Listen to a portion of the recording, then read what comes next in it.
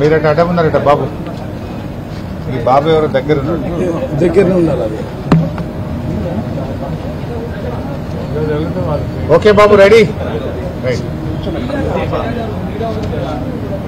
Jubilee hills ఎన్నికల్లో Congress party ఇష్టారాజ్యంగా మద్యాన్ని ప్రవహింపజేస్తూ విచ్చలవిడిగా డబ్బులు పంపిణీ చేస్తూ 1,00,000కు పైగా చీరల పంపిణీకి పాల్పడుతూ రైస్ కుక్కర్లు, గ్రైండర్లు పంచుతా ఉంటే స్థానిక ఎన్నికల అధికారులు చోద్యం చూస్తా ఉన్నారు.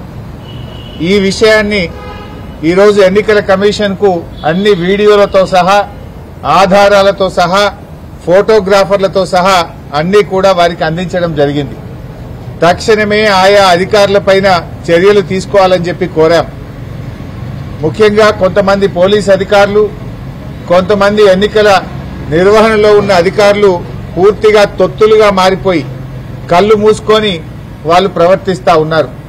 మేము అక్కడి నుంచి సివిజిల్ యాప్ లో కంప్లైంట్ ఇచ్చాం, కొన్ని వీడియోలతో సహా కంప్లైంట్ ఇచ్చాం, రాతపూర్వకంగా కంప్లైంట్ ఇచ్చాం, వాట్సాప్ లో కూడా పోలీస్ అధికారులకు కంప్లైంట్లు పంపాం.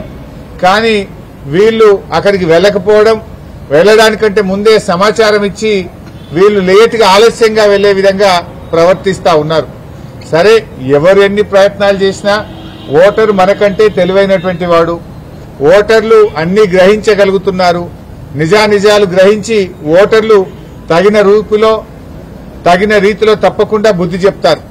కానీ ఈ రకమైన వ్యవహారం జరుగుతూ ఉంటే ఎన్నికల కమిషన్ ఎందుకు చోద్యం చూస్తా ఉంది, ఎందుకు ఎన్నికల అధికారులు పట్టించుకోవడం లేదు, ఇవన్నీ విషయాలను కూడా ఈరోజు ఎలక్షన్ కమిషన్ దృష్టికి తీసుకువెళ్లాం. ముఖ్యంగా కొన్ని సెన్సిటివ్ బూత్స్ ను గుర్తించి అక్కడ పోలీస్ ఫోర్స్ సెంట్రల్ బలగాలు పెట్టండి, సిఆర్పీఎఫ్ బలగాలు పెట్టండి అని చెప్పి ఆయా పోలింగ్ స్టేషన్ల వారీగా వివరాలు కూడా ఎన్నికల కమిషన్ కు అందించాం. ముఖ్యంగా మహిళా పోలీస్ అధికారులను, ఆశా, అంగన్వాడీ వర్కర్లను అక్కడ డెప్యూట్ చేసి లోపలికి వెళ్లేటువంటి ఓటర్ల ఐడెంటిటీ గుర్తించిన తర్వాతనే ఓటర్లను లోపలికి పంపాలి. అది ఎవరైనా సరే అందరినీ కూడా ఓటర్ ఐడెంటిటీని పోలింగ్ స్టేషన్ బయటనే గుర్తించాలి. వాళ్ళ ఓటర్ ఐడి కార్డు మ్యాచ్ అవుతుందా, ఫేస్ తో మ్యాచ్ అవుతుందా లేదా చూడాలి. ఓటర్ ఐడి గుర్తించకుండా ఓటర్లను పోలింగ్ స్టేషన్ లోకి పంపకూడదు. మహిళలను గుర్తించడానికి ప్రత్యేకంగా ఒక కౌంటర్ పెట్టండి. అదొక వాళ్లకు కంప్లీట్ ఒక రూమ్ లాంటిది ఏర్పాటు చేసి అక్కడ మహిళా, ఆశా, అంగన్వాడీ వర్కర్లు, మహిళా పోలీస్ అధికారులు ఉండి వారిని గుర్తించిన తర్వాతనే పోలింగ్ స్టేషన్ లోకి అనుమతించాలని వ్రాతపూర్వకంగా మేము కంప్లైంట్ ఇచ్చాం. మా దగ్గర స్పష్టమైనటువంటి వీడియో ఆధారాలు కూడా ఉంటే వారికి చూపించడం జరిగింది. ముఖ్యంగా ఫేక్ ఐడి కార్డులు ఇబ్బడి ముబ్బడిగా ఏ రకంగా ఫేక్ ఐడి కార్డులు తయారు చేశారో ఇప్పుడే వారికి సుదర్శన్ రెడ్డి గారికి, మన రాష్ట్ర ఎన్నికల అధికారికి ఈ వీడియో కూడా చూపించాం. మీరు కూడా ఈ వీడియో చూడొచ్చు. ఇక చూడండి, ఇన్ని ఫేక్ ఓటర్ ఐడి కార్డులు ఏ రకంగా వచ్చినాయి బయటకు. ఈ ఓటర్ ఐడి కార్డులు ఇన్ని కుప్పలు కుప్పలుగా బయట ఎట్లా వస్తా ఉన్నాయి. ఇదే కాకుండా ఇంకొక వీడియో కూడా ఉంది, ఫేక్ ఐడి కార్డుల వీడియో. అది కూడా వారి మొబైల్ కు పంపాం, వారికి చూపించాం. చూడండి, కుప్పలు కుప్పలు, గుట్టలు గుట్టలుగా ఫేక్ ఐడి కార్డులు ఈ రోజు బయట ఉన్నాయి.